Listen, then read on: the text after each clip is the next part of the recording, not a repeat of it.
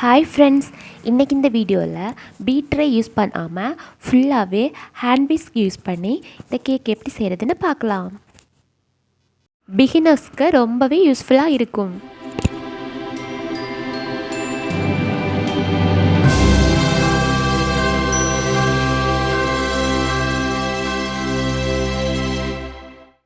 அரை கப் மைதா மாவு எடுத்திருக்கேன். அதை கூடவே அரை teaspoon baking powder, 1/4 teaspoon baking soda மூணையுமே நல்லாவே ஜலிச்சு எடுத்துக்கணும். ஒரு 3 தடவைக்கு நல்லா ஜலிச்சு எடுத்துக்கணும். இன்றைக்கி 1/2 கிலோ அளவிலான வெண்ணிலா ஸ்பாஞ்சு தான் செய்ய போகிறோம். அதுக்கு இந்த மெஷர்மெண்ட்டு கரெக்டாகவே இருக்கும். 3 தடவைக்கு சலிச்சதுக்கப்புறம் நல்லா மிக்ஸ் பண்ணி எடுத்துக்கணும். நான் இன்றைக்கி எப்பவும் போல் பீட்ரு யூஸ் பண்ணி தான் எக்கு பீட் பண்ண ஸ்டார்ட் பண்ணேன். ஆனால் அது ஒர்க் ஆகலை. பீட்டர் கம்ப்ளைண்ட்டா இல்லை பவர் கம்ப்ளைண்ட்டான்னு தெரியல. அது கருகியே போயிடுச்சு. கொஞ்ச நேரம் அப்படியே அப்செட்டாகவே இருந்தது. அப்புறமா ஓகே ஹேண்ட் விஸ்க் யூஸ் பண்ணலாம் அப்படின்தாங்க நான் ஹேண்ட் விஸ்க் யூஸ் பண்ணி தான் இந்த எக்கை பீட் பண்ணேன். நான் கொஞ்ச நேரத்துக்கு வீடியோவே ஸ்டாப் பண்ணிட்டேன். அப்புறமா தான் இந்த மாதிரி ப்ராப்ளம் மற்ற ஹோம் பேக்கர்ஸுக்கும் சம்டைம் வரலாம் இல்லையா. அந்த டைமில் அவங்க கொஞ்சம் கான்ஃபிடெண்ட்டாக ஓகே இது இல்லைன்னா கூட நம்மளால் ஹேண்ட் விஸ்க் யூஸ் பண்ணி கேக் பேக் பண்ண முடியும் அப்படின்னு ஒவ்வொரு ஹோம் பேக்கர்ஸும் தெரிஞ்சிருக்கணும். இந்த விஷயம் நிறைய பேருக்கு தெரியுமா இருக்கலாம்.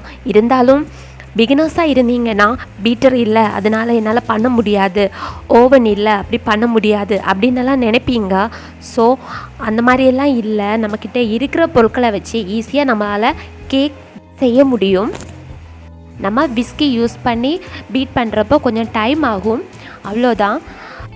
ஆக்சுவலாக நான் இன்றைக்கி கேக்கு எக்கோட ஒயிட்டை தனியாக பீட் பண்ணி ரொம்பவும் சாஃப்டாக செய்யணும் அப்படின்னு தான் பிளான் பண்ணேன். பட் பீட்டர் ஒர்க் ஆகலை, அதான் இப்படி சொதப்பிடிச்சு. இருந்தாலும் ஓரளவுக்கு சாஃப்டான கேக்கு சூப்பராகவே நம்மளால் ஹேண்ட் விஸ்க் யூஸ் பண்ணி பேக் பண்ணி எடுக்க முடியும். பாருங்கள், இந்த அளவுக்கு சாஃப்டாக கேக்கு கிடச்சிருக்கு. இந்த கேக்கு நெக்ஸ்ட் டே டெலிவரி பண்ணுற மாதிரி இருந்தது. பீட்டர் ஒர்க் ஆகாததுனால அப்படியே கேக்கை பேக் பண்ணி வச்சுட்டு நெக்ஸ்ட் டே மார்னிங் பீட்ரு வாங்கிட்டு தாங்க க்ரீம் பீட் பண்ணி நான் இதை மற்ற ஒர்க் எல்லாமே செஞ்சுக்கிட்டேன்.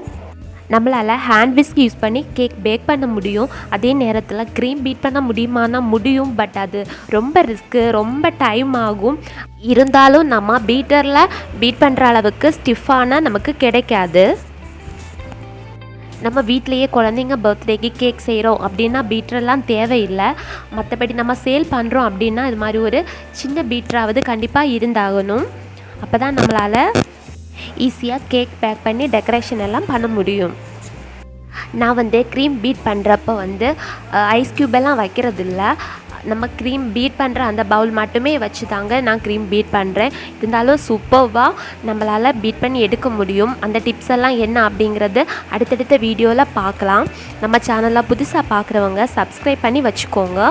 பேக்கிங் ரிலேட்டடாக எந்த டவுட்ஸ்னாலும் நீங்கள் கமெண்ட்டில் கேட்கலாம், நான் ரிப்ளை பண்ணுறேன். நம்ம சேனலை சப்ஸ்கிரைப் பண்ணி சப்போர்ட் பண்ணுற எல்லாருக்குமே ரொம்ப ரொம்ப நன்றி. தொடர்ந்து சப்போர்ட் பண்ணுங்கள். ரொம்பவும் யூஸ்ஃபுல்லான வீடியோஸ் எல்லாம் 1 by 1 வந்துகிட்டே தான் இருக்கும். உங்களுக்கு ஏதாச்சும் வீடியோ வேணும் அப்படின்னு நினச்சிங்கன்னா கூட நீங்கள் கமெண்ட்டில் கேட்கலாம். சீக்கிரமாகவே அந்த வீடியோவை நான் அப்லோட் பண்ண பார்க்குறேன். ஆல்ரெடி ஒரு சில ஃப்ரெண்ட்ஸ் வீடியோஸ் கேட்டிருக்கீங்க, அதையுமே நான் சீக்கிரமாகவே அப்லோட் பண்ணுறேன். இந்த கேக் ஒரு வெனிலா ஃப்ளேவர் கேக் தாங்க. இந்த கேக்குக்கு நம்ம பெருசாக ஃபில்லிங்ஸ் எல்லாம் கொடுக்கணும் அப்படிங்கிற அவசியம் இல்லை. விருப்பப்பட்டால் கண்டென்ஸ்டு மில்க் மட்டுமே நம்ம ஃபில்லிங்ஸாக கொடுக்கலாம். கண்டென்ஸ்டு மில்க் நம்ம ஹோம்மேடாகவே பண்ணது தான். அது எப்படி பண்ணணும் அப்படிங்கிற வீடியோவும் ஆல்ரெடி நான் அப்லோட் பண்ணியிருக்கேன். அதோட லிங்க்குமே நான் டிஸ்கிரிப்ஷனில் தரேன். உங்களுக்கு தேவைப்பட்டுச்சுன்னா செக் பண்ணிக்கோங்க. இப்போ பாருங்கள், கேக்கு க்ரம் கோட் பண்ணி முடிச்சாச்சு. இது ஃப்ரிட்ஜில் வச்சு 1/2 மணி நேரம் தாண்டி நம்ம நெக்ஸ்ட் கோட் கொடுத்தோன்னா ரொம்பவே பார்க்குறதுக்கு அழகாக எட்ஜஸ் எல்லாம் சூப்பராக நமக்கு கிடைக்கும். நான் ஒயிட் கலர் க்ரீம் மெயின் கோட்டாக கொடுத்ததுக்கு அப்புறமா கூட இன்னும் லைட்டாக ஆரஞ்சு கலர் இருந்தால் நல்லாயிருக்கும் அப்படிங்கிறதுக்காக ஆரஞ்சு கலர்லேயே ஒரு தடவை கூட க்ரீம் அப்ளை பண்ணிக்கிட்டேன். ஆரஞ்சு கலரில் க்ரீம் அப்ளை பண்ணுறதுக்காக நான் ஃப்ரிட்ஜில் எல்லாம் வச்சு செட் பண்ணலை. ஒயிட் க்ரீம் கோட் பண்ண உடனேயே தான் அதையும் கோட் பண்ணி எடுத்துக்கிட்டேன். அப்போது அந்த ஒயிட் அண்ட் ஆரஞ்சு ரெண்டுமே மிக்ஸ் ஆகி ஒரு லைட்டான கலராக நமக்கு கிடைக்கும். நான் டாப்பில் ஆரஞ்ச் அண்ட் ஒயிட்டு காம்பினேஷனில் தான் டெக்கரேட் பண்ணலான்னு இருக்கேன். ஸோ அதுக்காக தான் கேக்கு டோட்டலாகவே இந்த மாதிரி லைட்டாக ஆரஞ்சு கலரில் இருந்தால் நல்லாயிருக்கும் அப்படிங்கிறதுனால தான் இந்த மாதிரி பண்ணிக்கிட்டேன். பாருங்கள், இந்த மாதிரி ஒரு ஸ்டார் நாசலில் இந்த மாதிரி ஒன் சைடு வர மாதிரியே நான் டிசைன் போட்டு எடுத்துக்கிறேன்.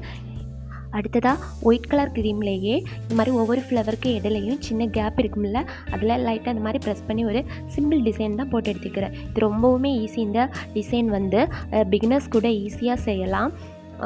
அது மட்டும் இல்லாமல் இந்த மாதிரி ஒன் சைடு டிசைன் பண்ணுறப்போ பிகினர்ஸ் கூட ஈஸியாக நேம் வந்து கேக் டாப்பில் எழுத முடியும். பாருங்கள், இந்த மாதிரி ஒன் சைடில் எழுதலாம். பிகினர்ஸ்க்கு வந்து டிசைன் போட்டதுக்கப்புறமா நேம் எழுதுகிறப்போ கொஞ்சம் கஷ்டமாக இருக்கும், டிசைன் கலைஞ்சிருமோ அந்த மாதிரி. ஆனால் இந்த மெத்தடில் நம்ம ட்ரை பண்ணோம்னா ரொம்பவும் ஈஸியாக நம்ம கேக்கில் நேம் எழுதி டிசைன் பண்ணிக்க முடியும். இன்னுமே கேக் பார்க்குறதுக்கு அழகாக இருக்கணும் அப்படிங்கிறதுக்காக கொஞ்சமாக சில்வர் கலர் சுகர் பால்ஸ் போட்டு டெக்கரேட் பண்ணி எடுத்துக்கிட்டேன். ஒரு சிஸ்டர் வந்து கேக் டாப்பில் நேம் ரைட்டிங் வீடியோ வந்து போடுங்க அப்படின்னு கேட்டிருந்தாங்க. நான் சீக்கிரமாகவே அந்த வீடியோ அப்லோட் பண்ணுறேன். பிகினர்ஸ் வந்து எந்த மாதிரி நேம் எழுதலாம், எந்த மாதிரி பண்ணால் ஈஸியாக இருக்கும், இந்த மாதிரி டிப்ஸ் எல்லாமே நான் அந்த வீடியோவில் சொல்கிறேன். இப்போ தான் நம்ம சேனல் புதுசாக பார்க்குறீங்க அப்படின்னா சப்ஸ்கிரைப் பண்ணி வச்சுக்கோங்க. இந்த வீடியோ பிடிச்சிருந்தா லைக் பண்ணுங்கள், ஷேர் பண்ணுங்கள். இன்னும் நம்ம சேனலை சப்ஸ்கிரைப் பண்ணலை அப்படின்னா சப்ஸ்கிரைப் பண்ணி வச்சுக்கோங்க. உங்களுக்கு ஏதாச்சும் டவுட் இருந்தால் கூட நீங்கள் கமெண்டில் கேளுங்க, நான் ரிப்ளை பண்ணுறேன். தேங்க்யூ.